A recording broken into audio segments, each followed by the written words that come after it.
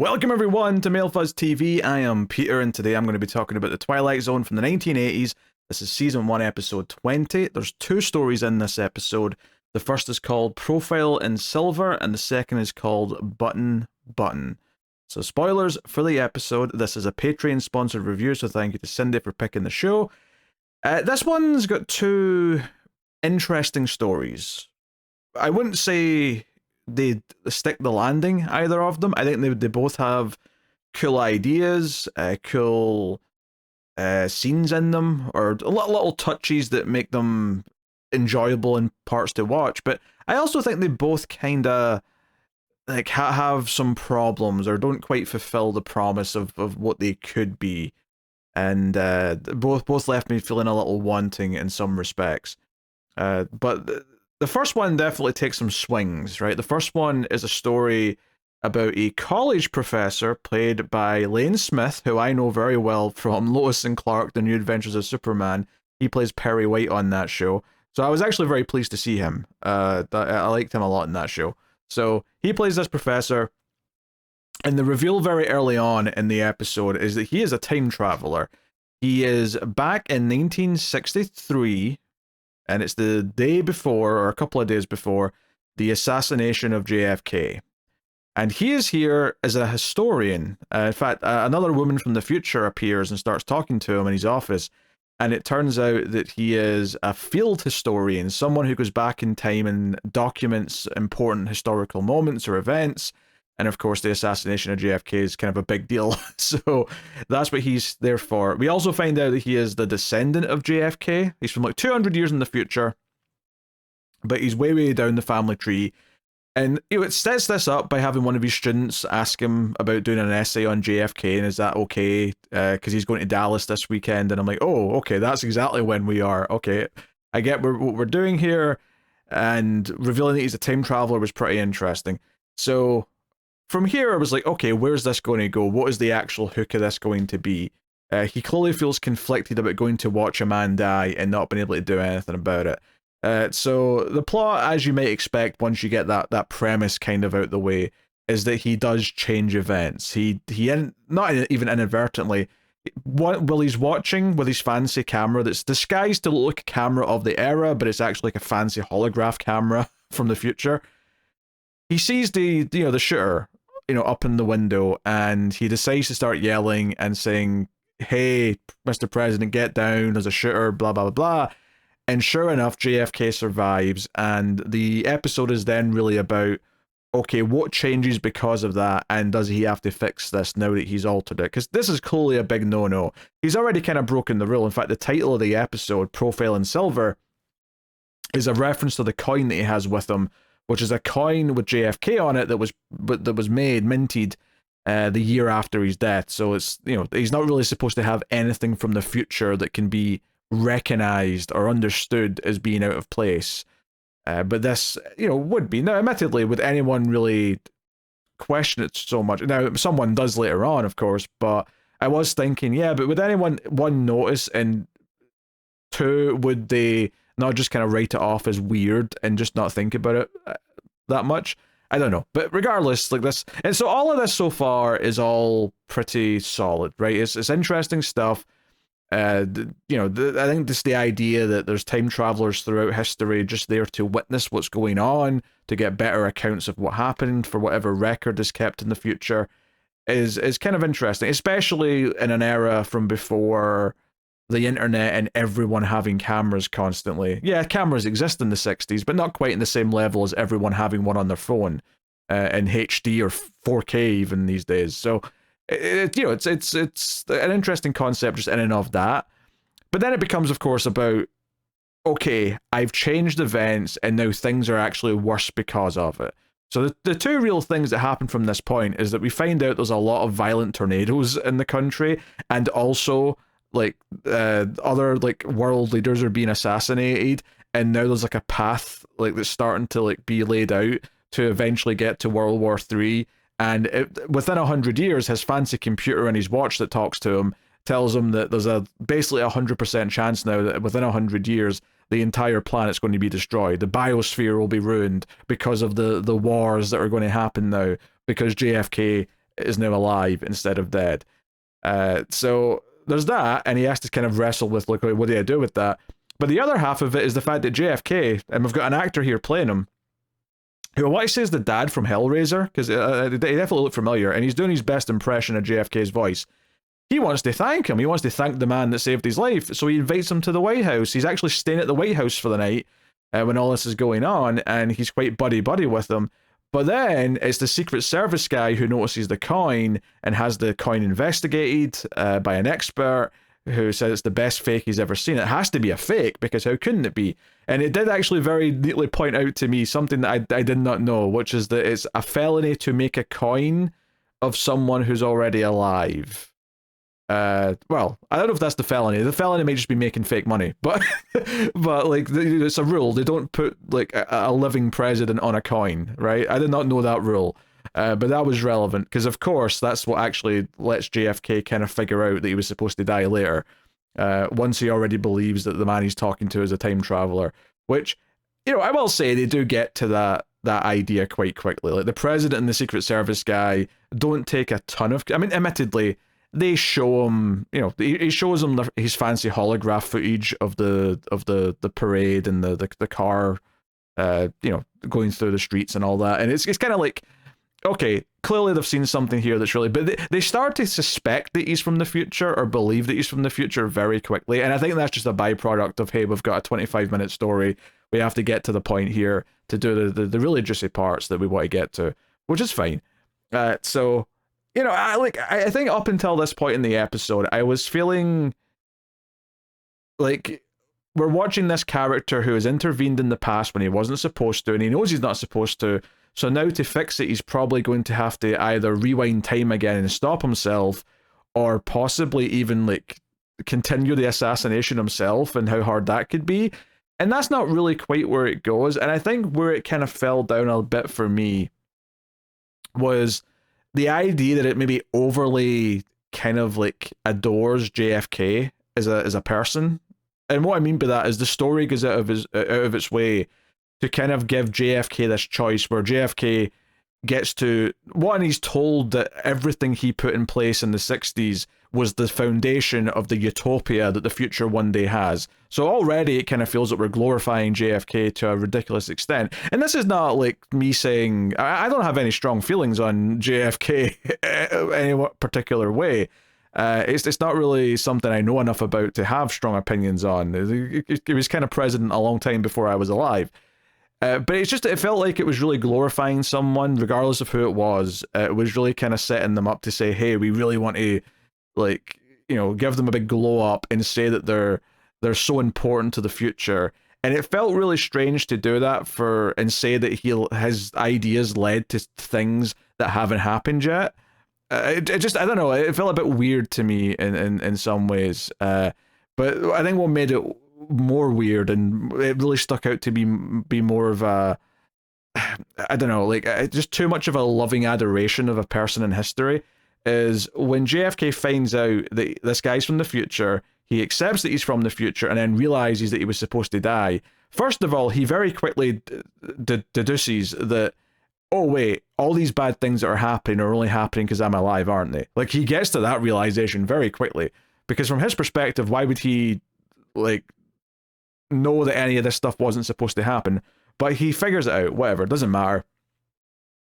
So we get this situation where JFK is willingly agreeing to go back and be killed because it's the right thing to do, because it'll fix history because he was supposed to die. So it really goes out of its way to say that JFK is the most heroic man that ever lived, because he's willing to make this sacrifice, and he doesn't even like give it that much thought before he's willing to do it. Like, he's just, and it really felt like, oh, we're really, like the people who wrote this episode really love JFK, and they really want to like shine this massive light on him and make him look like I don't know, just an angel. It felt really strange to me, and almost just a little bit too on the nose and a bit too adoring for me to really get into the story and kind of appreciate where it was going with that. And what actually ends up happening is that they set up earlier on that the time traveler's ring, if it was taken away from the wearer, or sorry, if the basically the ring would act as like a beacon, and it would, if something happened to the time travel watch that he's got, the ring would just automatically take him back to his point of origin, which is in 2070 something something, and he takes the ring off and tells JFK that that's going to take him back in time, but we kind of know as the audience that he's lying, and what he's doing is try to save JFK's life. So JFK gets sent to the future. In fact, the episode ends with a scene in the future with him giving a class at Harvard in the 2070 somethings, and he's giving one of his classic sort of JFK speeches, and it's like, oh, he's going to be inspiring more people forever in the future. And it's actually the time traveler who goes back in time and takes JFK's place and gets killed instead, which is very strange. I think they kept telling us throughout the episode that he had a resemblance, even though he doesn't. But they keep telling us that, oh, he could be a relative, and it turns out he is a relative. He's a descendant of JFK. But he's still, even if you believe that, he doesn't look enough like him that people would accept that he's him. So I'm not really sure how the whole idea, because even JFK's wife doesn't seem to react that much to it being a different man suddenly sitting next to her in the car. So there's definitely some wonkiness to the rules of this, especially since the Secret Service man who's there for all of this, he hears the plan, he seems to help the time traveler off camera after he sent the president away. He still seems to remember everything, which doesn't really make any sense to me, unless he also went back in time, because if the time traveler goes back in time to the assassination and then takes the place of the president, then why would the Secret Service man who's now alive in this new timeline where the assassination happened again remember everything that happened when the president didn't die?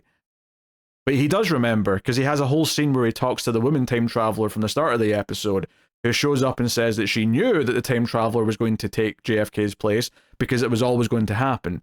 She basically says that you can't change the future. Like, you can't mess up history, because everything is it's the classic sort of predestination thing, is that you can't change anything because it's going to happen, right? She said, because he's worried that, oh, what if me knowing any of this is going to change the future for the worse? And she says, well, it can't change the future because it didn't, right? He was always going to take the place of JFK. That was always going to be what happened, and that's kind of the logic they give us. But the fact that the Secret Service guy even is aware of any of this when the timeline has been reset already, and he's at the corpse of the time traveler, who everyone else believes is JFK now. So that part didn't really make much sense to me. He shouldn't know anything. He should have, his timeline that he was in where he knew all this was erased, so he shouldn't know a goddamn thing. So that was weird to me. And like I say, we're going to make JFK the just the most heroic man that's ever lived, just felt a little strange to me. And I'm not saying that you can't, treat historical figures with a sense of respect or but it feels weird to not, to give them praise for things that hasn't actually happened. And certainly hasn't happened yet. Not to the extent which they talk about it in this episode anyway, where the foundational ideas that led to Utopia all started with JFK. It just feels like a really weirdly just almost, I don't want to say it, almost cult-like adoration of a man. Just felt a little bit strange to me. Admittedly, I'm not an American. It's entirely possible this will land way more for an American audience, but for me, it felt a little bit over the top in terms of how much it wanted to kind of treat JFK like the most important person that ever lived. So a little bit strange.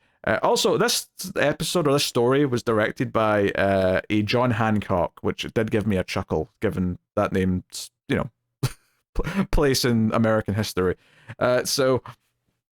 Yeah, it's not a bad story by any means. I like the lead actor. I like the overall idea. I mean, it's a typical time travel story in many ways. It's we weren't supposed to change the past, even though it's something bad that's happening, but the time traveler couldn't help it, and other bad things are now happening because of it. The entire time stream is going to break down, so he has to reinstate the original thing that was supposed to happen. Right? We've all seen time travel stories, I think, with that premise in one way or another. That's the first story. The second story, which is a bit more low-key in its premise, is basically just this couple who are unhappy Well, the wife's unhappy. Not that the guy seems like a great person by any means, but this episode definitely goes out of its way to make the wife look like the most nagging, unhappy, just unpleasant person that ever existed. She's complaining that he's not fixed the car. She complains that he's not bought a better car. Refuses to show any affection because he tries to just kiss her on the cheek when she's making dinner, and she's like, "Oh, get away from me, not now." Like there's a very, very cold atmosphere, and everything's very hostile in this apartment, and that's just the setup of the characters. The premise is that a package shows up with this, which is basically just a little box with a button in it, and there's a card that says, "Oh, Mr. So and So, I think it was Johnson, will show up tonight and explain this." And she complains, like, "Wait, you're going to like go to work and leave me here when this stranger shows up?" And the husband's like, "Look, there's neighbors on either side, but there's no reason to think this is dangerous." Which, I mean, it is a bit weird. It's a weird message to get. So I get why she's apprehensive about it, for sure. But yeah, everything about this couple is very almost cartoony with the bickering and just how one note the wife is. Which is not to say that I didn't enjoy it necessarily, at least a little bit, because the performance is definitely leaning into it. It doesn't feel like they think this is like a nuanced character. They're definitely leaning into kind of the slightly like cartoony quality of just how one note of the idea the characters are. But I don't know if that's necessarily what's right for the premise, because when we find out what the box does, what the button does, the button, they are told, or she is told, because she's not there, the wife is told that when you press the button, that someone on Earth will die. It won't be someone you know, right? It won't be anyone you know, but someone will die, and afterwards, I will give you $200,000. And like I think I really appreciated like how some of this stuff was filmed. It was kind of what stood out to me the most about the episode, is that as he's explained that this guy who's in a suit, he's a black tie, black suit jacket, white shirt, he's got a hat on. He's got a bit of just a weird vibe to him, but like there's like sort of that slightly sinister lighting where he's got like mostly shadow on his face with the one beam of light going across his face as he's explaining these rules. And when he does sort of lean in and say, afterwards we'll give you $200,000, the way him and the wife stare at each other, there's just like a lot of like comical tension kind of in the air that I appreciated how this was handled. It felt like it had a bit of flair to how it was directed. Peter Medic directed this, who I do not recognize that name. I don't know who that is, but I think he did a good job with this, because most of the story's set in this apartment, and there's a lot of time spent to just her staring at this button and considering pressing it. The husband doesn't want to. The husband thinks that it's a load of nonsense. He even opens up the bottom of the wooden box the button is in, and there's no like circuitry, there's no wires, there's no radio to like send a signal somewhere. So he says that it can't be real, don't press it. Which I thought was a little strange, because I'm like, well, if you don't think it's real, if there's nothing in there, then why not press it? Because you don't think it's going to do anything anyway, so why would you press it? But that's also part of the interesting idea of this concept, is like, well, we don't really have any reason to think it'll actually do anything, so why not just press it? But in the off chance that there's truth to it and it will kill someone, we probably shouldn't. And at one point she even like wonders, is this some kind of social experiment? Like, is it just for them to see who would press the button, right? Is some people just doing a study where they're trying to see if people would do this for the money, right? But she keeps staring at it. She's chain smoking the entire time. It's like one of her character traits is she's just constantly smoking, and she eventually, like, he throws it out. The husband throws it out at one point, and she wakes up during the night, goes out and gets it back. And she's like, I'm going to press it. And she does. She eventually presses the button when the husband's not there. And nothing immediately happens. In fact, she's kind of underwhelmed that there's no like fireworks going off or anything. But sure enough, the mysterious man returns with a case full of money, with 200 grand. He's here to retrieve the button, because now it's going to go to the next person. You only get one button per customer, or one press per customer. And he's like, yeah, I have to go give it to whoever's next. And the wife's like, wait, what do you mean whoever's next? Like, yeah, there'll be someone else, right? But I promise you, it won't be anyone you know. And the episode ends with just the camera going really close in her face as she looks kind of terrified at that sentence. Now, I did like this ending, because what he's effectively implying here is that because someone else is probably going to press this button, that next person that dies could be you. Because the whole rule was that someone you don't know will die, and now he's saying the next person who presses this won't be someone you know. I actually thought it was going to go further than this. I thought the gotcha ending to this story was going to be him just flat out saying, yeah, the next person will get a choice of pressing the button, and if they press the button, it'll be you that dies, because you were the last one with it. Like, I thought that was going to be the monkey's paw kind of situation, and just this idea that if you press the button, you have to rely on the next person being a better person so that you don't die. Now, that's not what he says. He doesn't get in depth, but there is that kind of lingering idea that because you don't know the next person, you could be the one that goes. You could be the one that dies when they press the button. And it's like, I don't know, I really, I like the ending. It felt like a fun kind of, like, just very ominous.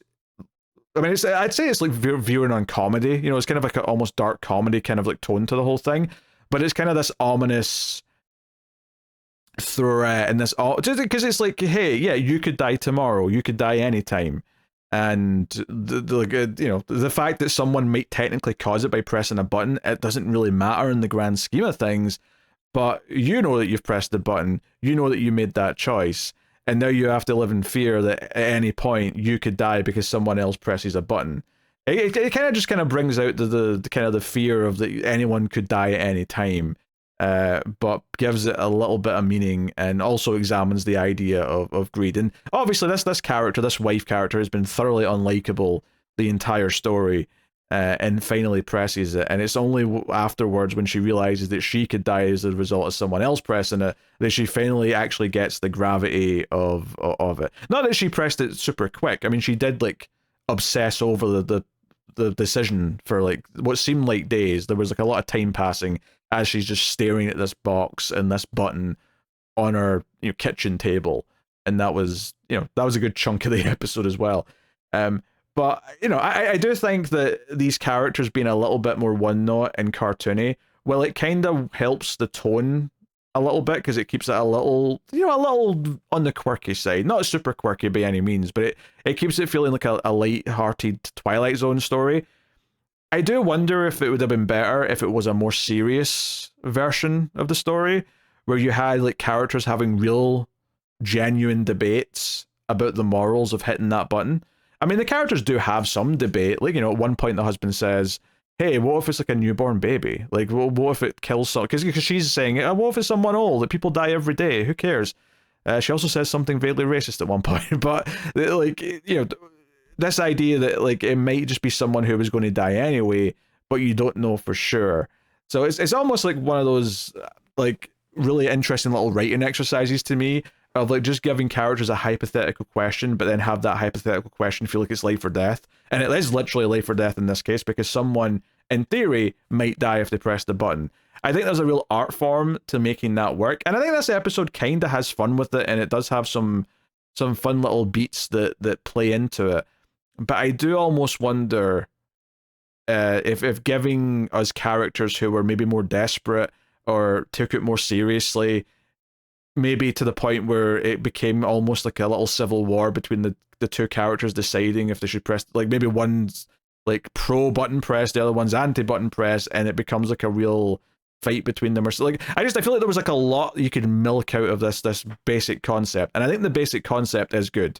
You're presented with a button and you're told that pressing it will kill someone, but you'll be paid for it afterwards.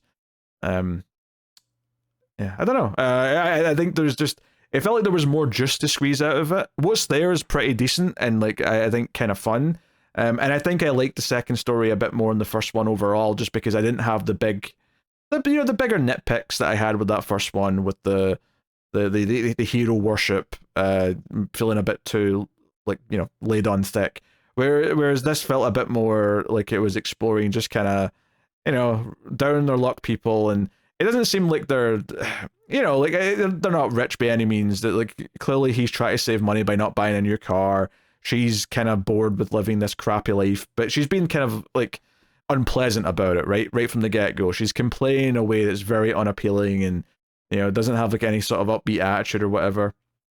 You know, it feels a little entitled in a lot of ways, and that's kind of like you know, the idea that of entitlement kind of like springs up throughout the concept in general of like, hey, I deserve this $200,000. Why wouldn't I deserve this? All I have to do is press this button. Who cares? It's just one person somewhere. So I think the ethical and moral debate of it like could have went a long way. And as it is, it kind of like, I love the introduction of the button and like how the character explains it to them. I love the potential with like just trying to solve the decision, should we press it. I just think that there's a lot more they could have got out of it than it actually is. But it's still pretty decent. And I like it the more of the two stories, I think. So that's kind of my thoughts on this Twilight Zone episode. Neither story is, you know, my favorite of the season by any means. But they both have interesting ideas. They're you know, it wasn't a bad watch of an episode because I think both stories offered me something. They both offered me something to think about. They got my Twilight Zone brain thinking and thinking about the science fiction elements and you know what the you know, the idea of like this ultimate power, this almost godlike power of pressing the button and that corrupting someone is just, you know, it's a really interesting concept. And you know, the time travel stuff is maybe less original than the button. Not that the button idea is necessarily original either, but like I've definitely seen a lot more of that time travel concept in general. Maybe not specifically where the president gets in on it and has his own opinions about it, but certainly the idea of like changing something in the past and then having to go back and stop yourself from changing it because it messes other things up. Like that's just time travel 101 pretty much. But I guess the idea of having the president being actively a character in the story is what's unique about it, but I also think that's where a lot of my negatives come from. So it's hard to kind of parse my feelings on that. So, anywho, that's my thoughts on this Twilight Zone episode. So let me know what you thought of these stories in the comments. You can like, subscribe, all the usual things. Helps me out a bunch if you do. More people find the channel. And of course, you can keep all the content coming by going over to patreon.com/MailFuzzTV and supporting for, you know, as little as $5 a month. Every dollar counts and helps keep all the content coming. But thank you very much for joining. I do appreciate it. Keep watching TV in the Twilight Zone.